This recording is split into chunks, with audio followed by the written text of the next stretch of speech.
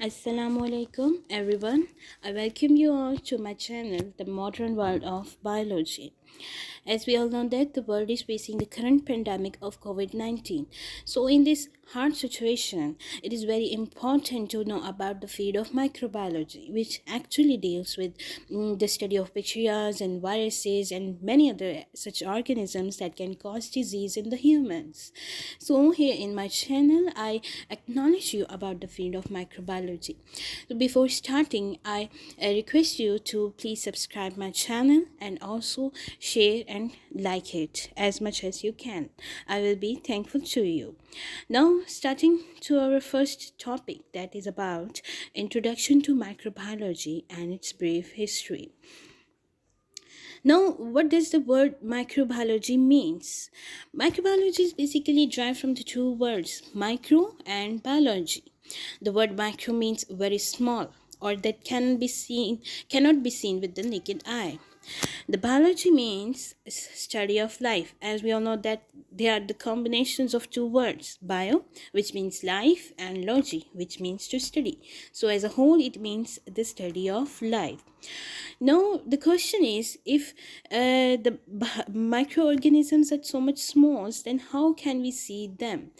So the answer is simple. They can be seen with the help of an instrument, which is called as microscope.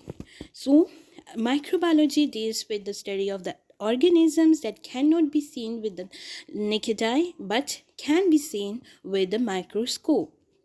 Here is an introduction of word microbiology. Now coming to our next classes of microbiology. As we all know that classes means which organisms we study in this field. So there are total 5 classes of microorganisms or 5 micro types of microorganisms which we study in this field. The first one is bacteria, viruses, fungi, protozoa, and algae. So in regards to these classes, there are corresponding field of study, or the microbiology is further divided into different fields of study. That is was bacteriology. Bacteriology in it is a field in which we study bacteria, about the bacteria, their life, their functions, their parasitics, their causes, each and everything. The second is virology. In the virology, we study about the viruses, their life cycles in different hosts. As we all know that viruses are not included in the 5 kingdom classification system because they are not regarded as living organisms. So viruses, they are termed as obligate intracellular parasites, which means that they are strictly intracellular. They can cause disease when they are in the host cells, or they show living characters only when they are in the living host. The third class is mycology, which deals with the study of fungi. As we all know that fungi is a common part of our living ecosystem. Everywhere you can saw it in the molds are present in the breads, So next comes parasitology, the study of parasites or those agents that can cause infections in humans other than bacteria. They are studied under parasitology. Okay, now coming to our next. So this is all about introduction. It is a brief and general introduction. In the coming lectures, I inshallah I also tell you about more about these fields that we studied previously. Now, history of microbiology.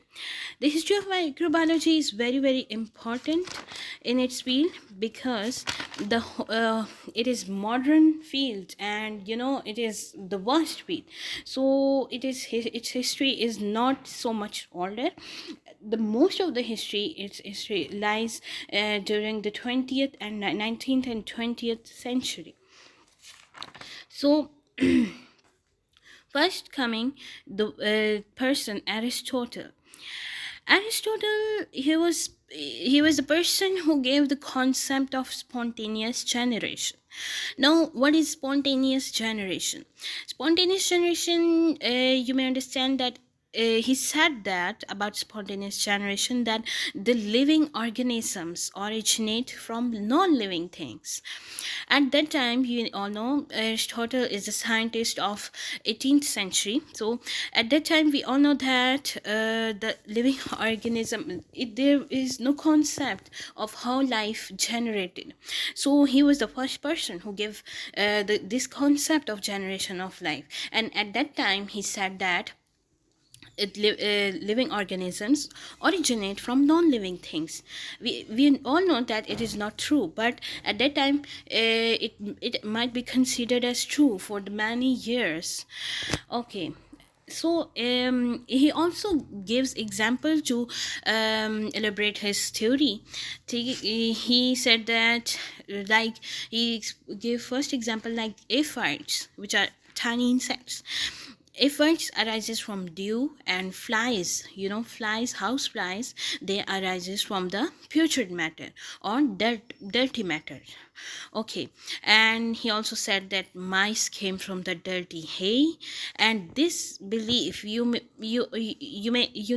this belief remained for more than 2000 years. People believe it as a true belief of origination of life. Now coming to the second scientist, that is Francesco Redi. He is basically an Italian physician. He was also naturalist and poet.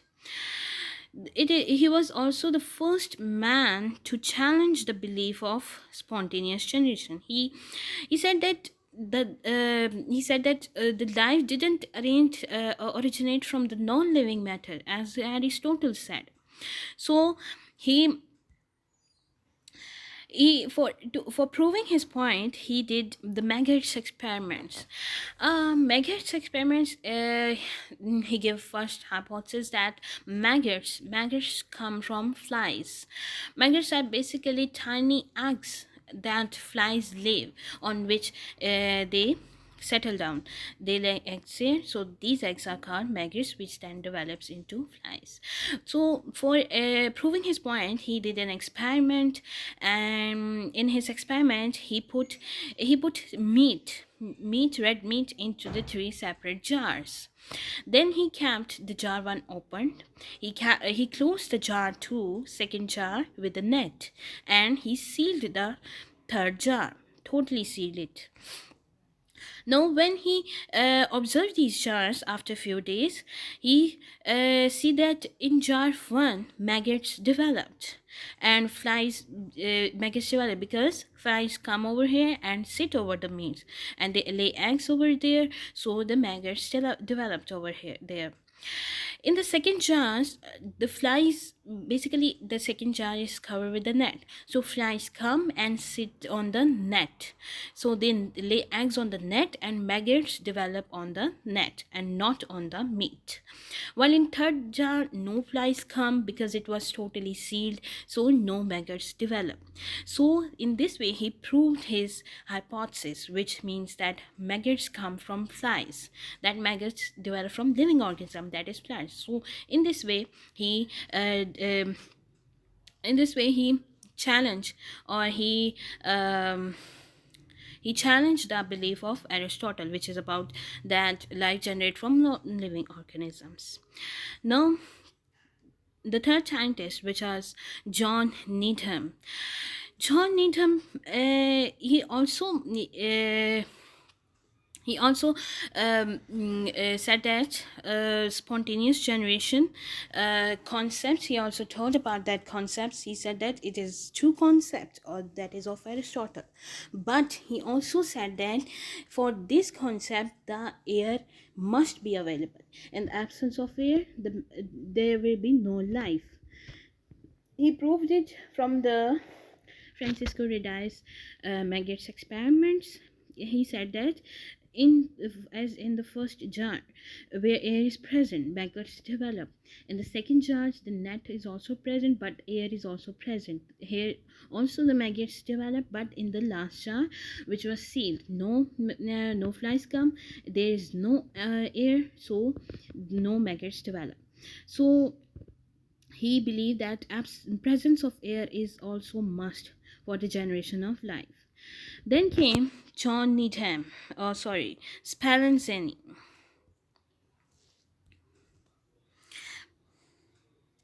Spallanzani, he said that organisms are killed by boiling. He said that if we boil, if we boil the something which contains microorganisms or other organisms, they are killed. So this is a brief concept of Spallanzani. Then come the Anthony van Leeuwenhoek. Anthony van Leeuwenhoek, he was the father of microbiology.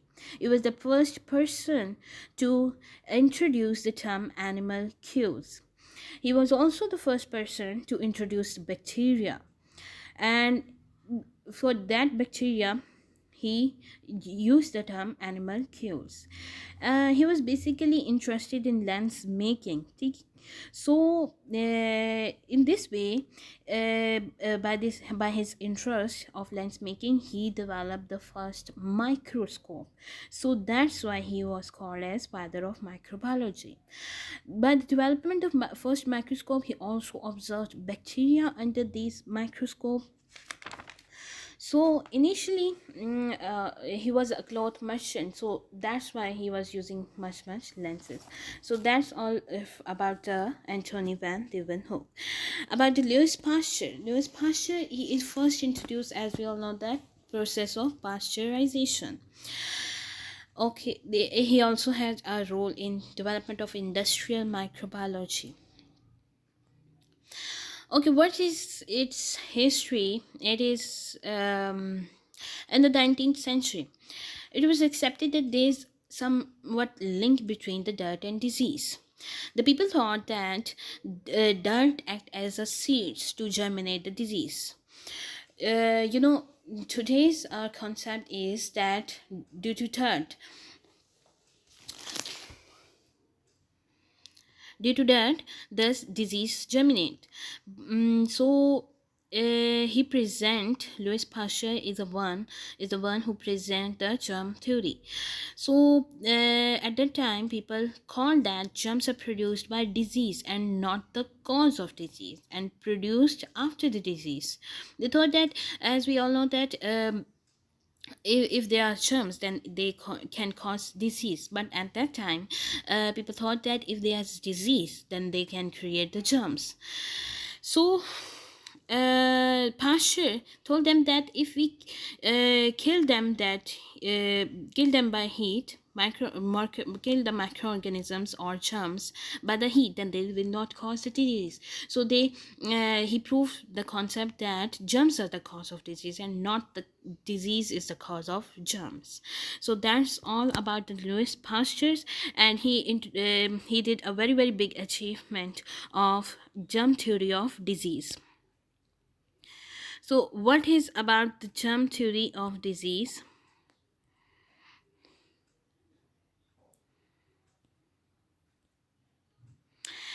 Germ theory of disease said that if more than one people are suffering from the disease, then the same pathogens should be present in the case of disease, or pathogens are the cause of disease, right? The second point of the germ theory is that pathogens can be isolated from the diseased person and can be grown in pure culture.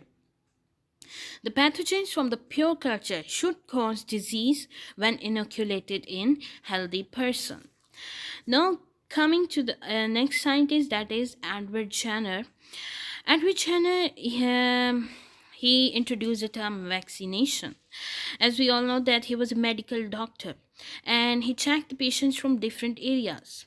At that time, the smallpox was considered as deadly disease, and he collected data about the patients of the smallpox.